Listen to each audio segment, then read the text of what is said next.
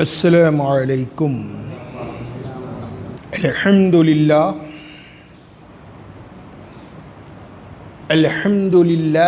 رب العالمین وعاقبۃ للمتقین والصلاة والسلام علی سید المرسلین، اما بعد فاعوذ باللہ من الشیطان الرجیم، بسم اللہ الرحمن الرحیم۔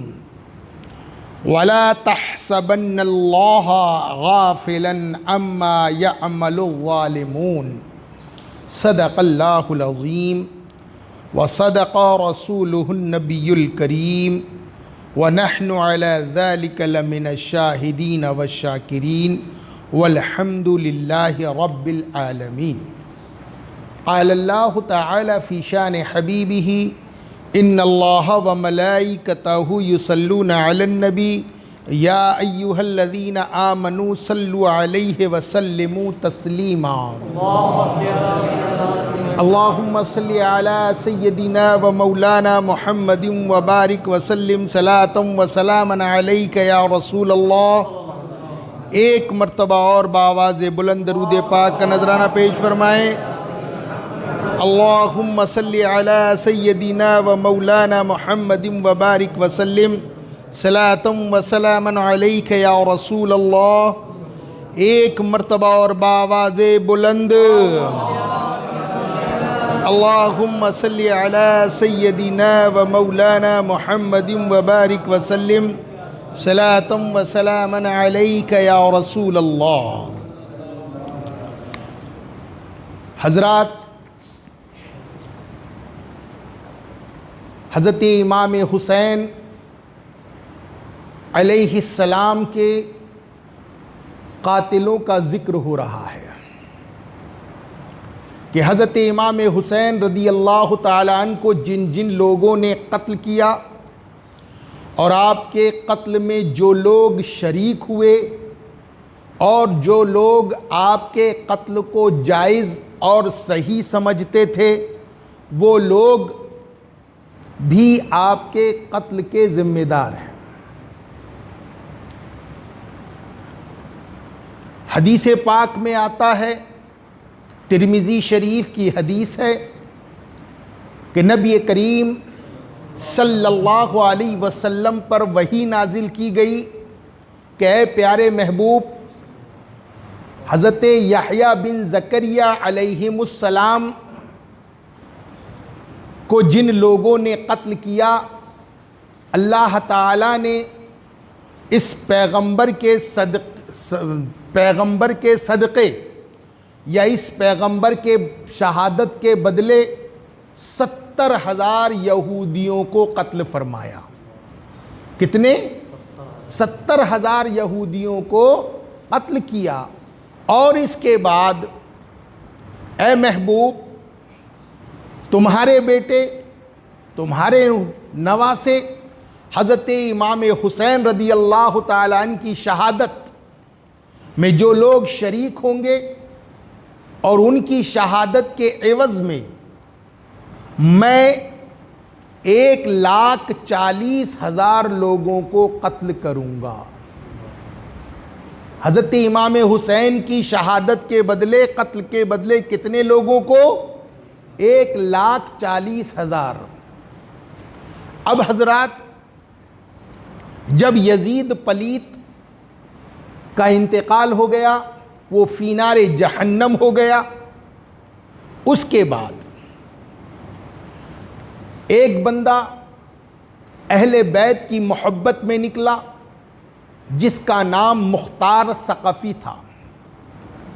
اس نے قسم کھائی کہ میں حضرت امام حسین کی شہادت میں جو جو لوگ شریک تھے ان کو قتل کر دوں گا اور حضرت امام حسین کا بدلہ لوں گا۔ جب اس نے خروج کیا تو پچھلے جمعہ آپ نے سماعت فرمایا کہ اس نے سب سے پہلے ابن سعد کو بلایا اور اس کو اور اس کے بیٹے کو قتل کیا۔ پھر شمر کو اس طرح خولی بن یزید کو کسی کو قتل کیا، کسی کو جلایا، کسی کو تیروں سے چھدوایا۔ اس طرح اس نے حضرت امام حسین رضی اللہ تعالیٰ عنہ کے تقریباً 6000 کتنے لوگ 6000 لوگوں کو حضرت امام حسین رضی اللہ تعالیٰ عنہ کی قتل میں جو لوگ شریک تھے چن چن کر ان کو قتل کیا۔ لیکن جو لوگ حضرت امام حسین رضی اللہ تعالیٰ عنہ کے قتل میں شریک تھے اور جو بچ گئے، ان کو اللہ عز و جل نے طرح طرح کے عذاب میں مبتلا کر کر فی نار جہنم کیا۔ حضرات، جو لوگ حضرت امام حسین رضی اللہ تعالیٰ عنہ کے مقابلے میں کربلا گئے اور ان کے قتل میں شریک ہوئے، ان میں سے تقریباً 6000 کو مختار کے ہاتھوں ہلاک ہوئے اور دوسرے لوگ طرح طرح کے عذاب میں مبتلا ہوئے۔ علماء اکرام فرماتے ہیں ان میں سے کوئی نہیں بچا جو آخرت کے عذاب سے پہلے دنیا کے عذاب میں مبتلا نہیں کیا گیا ہو۔ حضرت ابو شیخ فرماتے ہیں کہ ایک مجلس میں کچھ لوگ بیٹھے تھے اور اس کا تذکرہ چل رہا تھا، گفتگو ہو رہی تھی کہ اللہ عز و جل نے حضرت امام حسین رضی اللہ تعالیٰ عنہ کے قتل میں جو لوگ شریک ہوئے تھے ان سب کو ذلیل کیا، ان سب پر عذاب نازل کیا اور طرح طرح کی مصیبتوں میں، آلام و مصیبتوں میں ان کو مبتلا کیا۔ کوئی ایسا شخص نہیں ہے جو حضرت امام حسین کے قتل میں شریک ہو اور وہ بچ گیا۔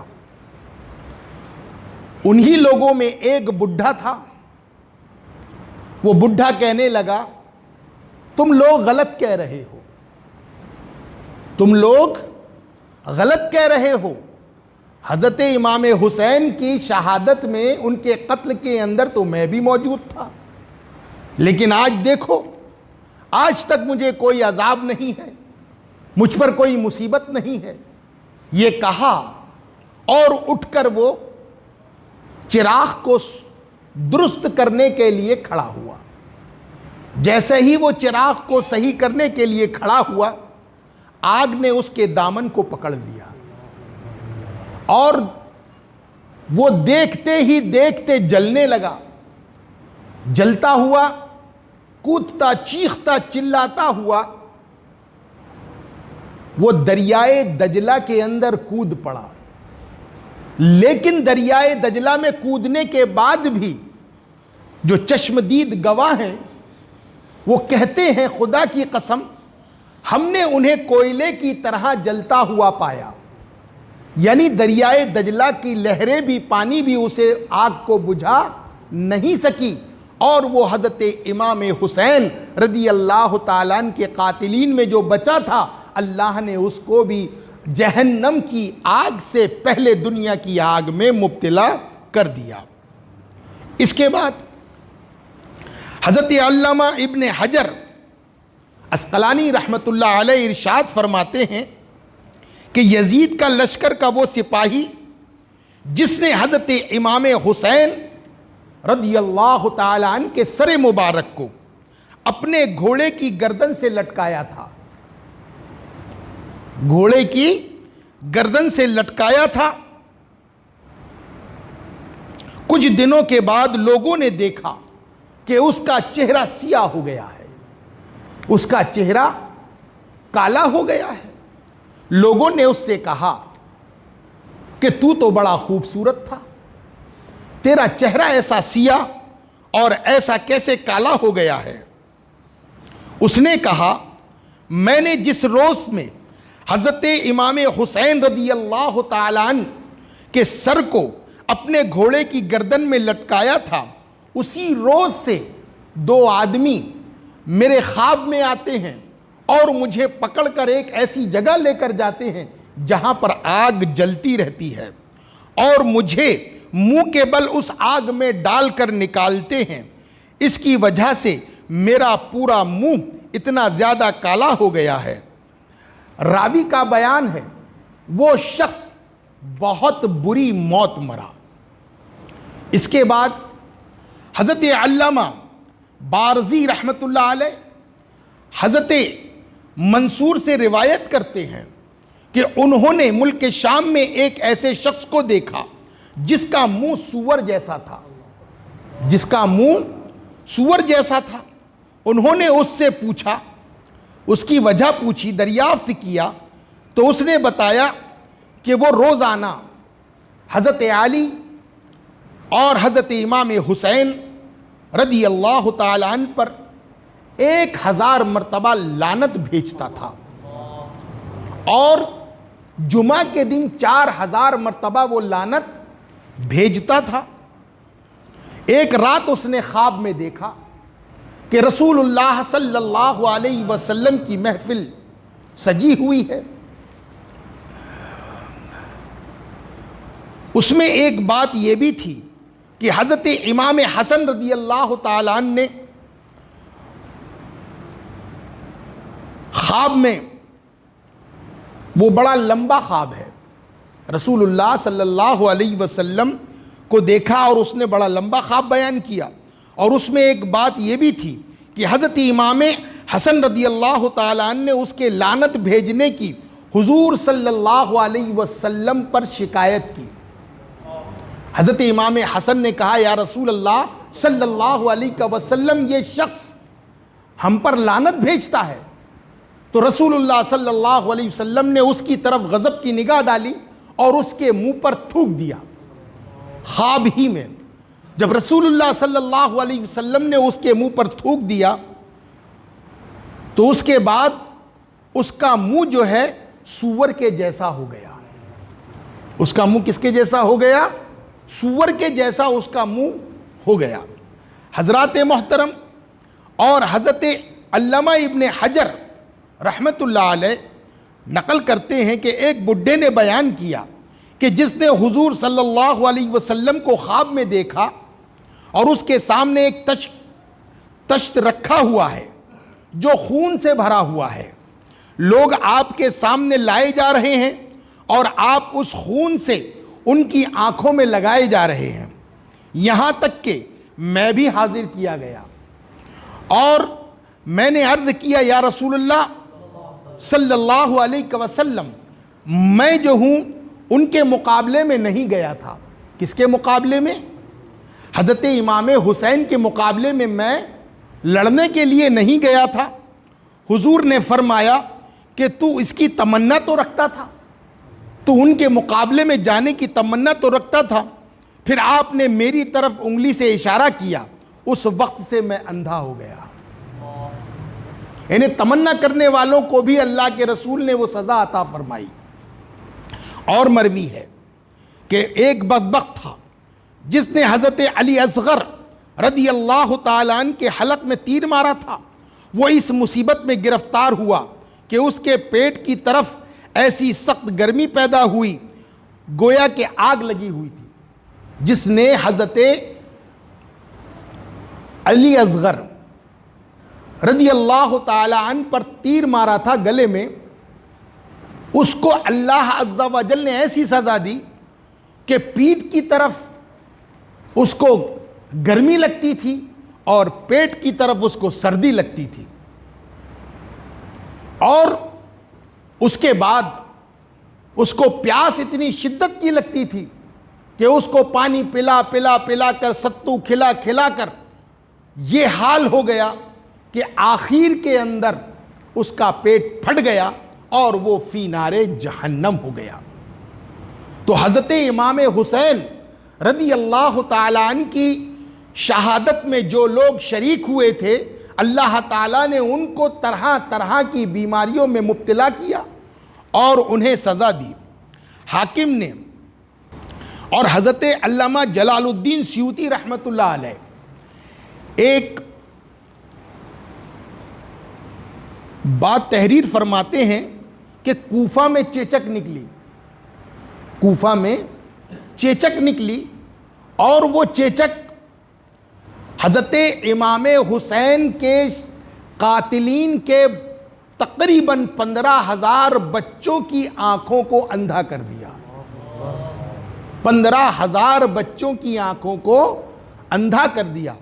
تو بتائیں اللہ عز و جل حضرت امام حسین رضی اللہ تعالی عنہ کے قاتلین کو چھوڑا نہیں ہے، اور جو حضرت امام حسین اور حضرت امام حسن شہدائے کربلا اہل بیت، ان سے جو بغض رکھے گا، وہ نفرت کرے گا، اللہ عز و جل اس کے رسول صلی اللہ علیہ وسلم اس سے ناراض ہوں گے۔ اور روایت میں آتا ہے کہ جو اہل بیت سے نفرت کرے گا وہ منافق کہلائے گا۔ وہ کیا کہلائے گا؟ وہ منافق کہلائے گا۔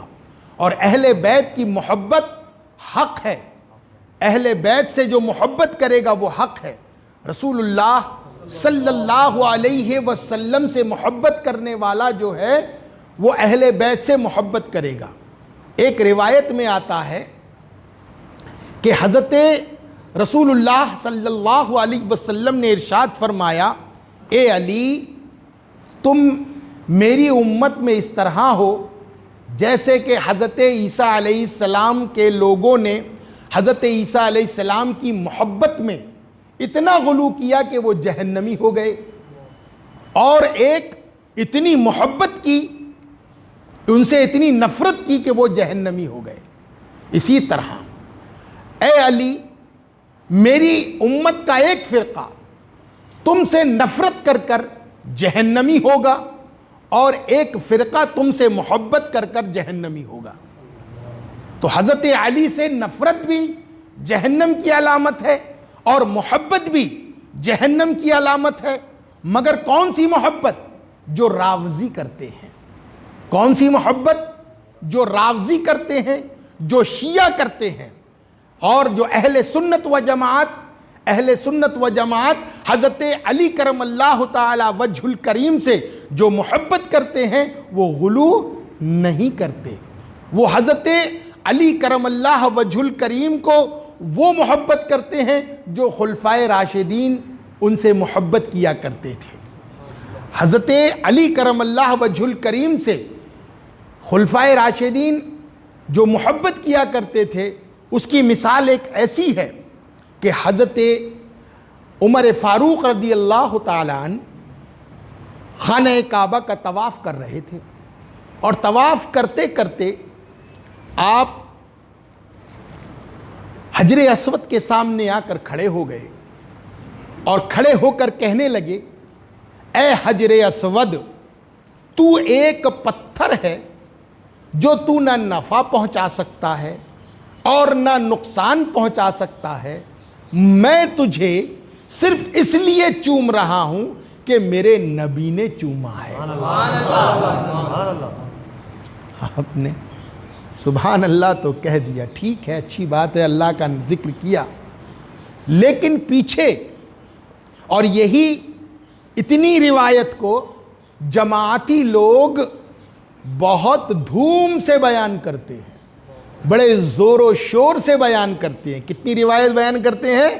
اتنی روایت بیان کرتے ہیں، لیکن اس کی آگے کی روایت بیان نہیں کرتے، کیونکہ بیان کریں گے تو پھر ان کی پول کھل جائے گی۔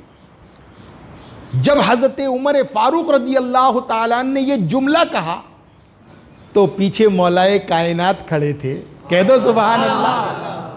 مولائے کائنات کھڑے تھے، کہا، اے امیر المومنین، آپ کیا کہہ رہے ہو؟ کہا، اے علی، یہ ایک پتھر ہے۔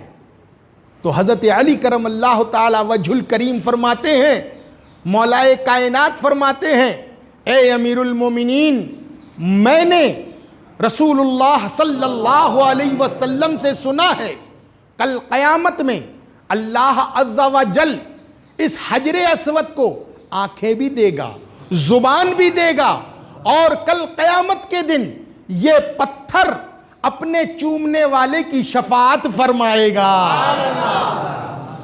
اپنے چومنے والے کی شفاعت فرمائے گا۔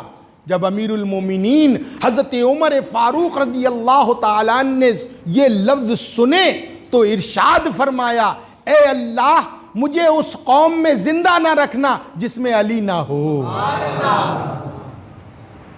یعنی دیکھو یہ محبت ہے، یہ محبت کرتے ہیں۔ اور ایک مرتبہ حضرت عمر فاروق رضی اللہ تعالیٰ عنہ کے صاحبزادے عبداللہ بن عمر رضی اللہ تعالیٰ عنہ حضرت حسنین کریمین رضی اللہ تعالیٰ عنہم کے ساتھ کھیل رہے تھے۔ کھیلتے کھیلتے حضرت امام حسن حسین رضی اللہ تعالیٰ عنہ نے حضرت عبداللہ بن عمر سے کہہ دیا کہ اے عبداللہ، ارے تم تو ہمارے غلام ہو۔ کیا کہا؟ تم تو ہمارے غلام ہو، تم بھی غلام، تمہارا باپ بھی ہمارا غلام ہے۔ اب بچے کو برا لگ گیا، دوڑے دوڑے گئے، چونکہ امیر المومنین تھے، بادشاہ تھے، امیر تھے مسلمانوں کے، دوڑے دوڑے گئے، کہا ابا جان، حسین تو ایسا کہہ رہے ہیں کہ تم ہمارے باپ کے غلام ہو، تم بھی غلام، تمہارا باپ بھی غلام ہے۔ حضرت عمر فاروق رضی اللہ تعالیٰ عنہ فرماتے ہیں، بیٹے کیا کہہ رہے ہیں وہ شہزادے؟ کہا وہ غلام کہہ رہے ہیں۔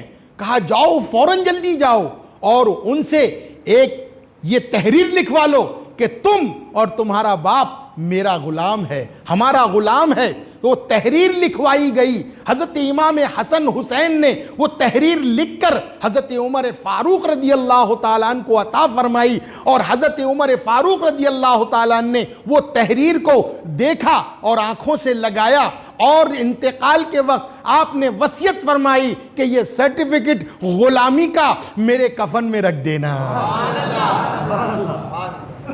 یہی دلیل ہے ہمارے پاس کہ جو ہم مریدین شجرہ شریف اپنے قبر میں رکھتے ہیں، یہی دلیل ہے۔ تو یہ محبت تھی، اہل بیت سے محبت تھی۔ یہ جو شیعہ حضرت ابوبکر صدیق، حضرت عمر فاروق، حضرت عثمان غنی رضی اللہ تعالیٰ عنہ پہ یہ الزام لگاتے ہیں کہ انہوں نے مولائے کائنات کا حق مارا ہے، تو خدا کی قسم اگر حق مارتے تو مولائے کائنات کبھی بھی انہیں امیر بننے کی اجازت کبھی نہ دیتے، لیکن یہ تو اللہ کا فیصلہ تھا، یہ رسول اللہ صلی اللہ علیہ وسلم نے پہلے سے فیصلہ فرما دیا تھا۔ تو یہ خلفائے راشدین پر اعتراض ہے۔ اللہ عز و جل ہمیں آپ سب کو نیک عمل کی توفیق عطا فرمائے۔ وما علینا الا البلاغ۔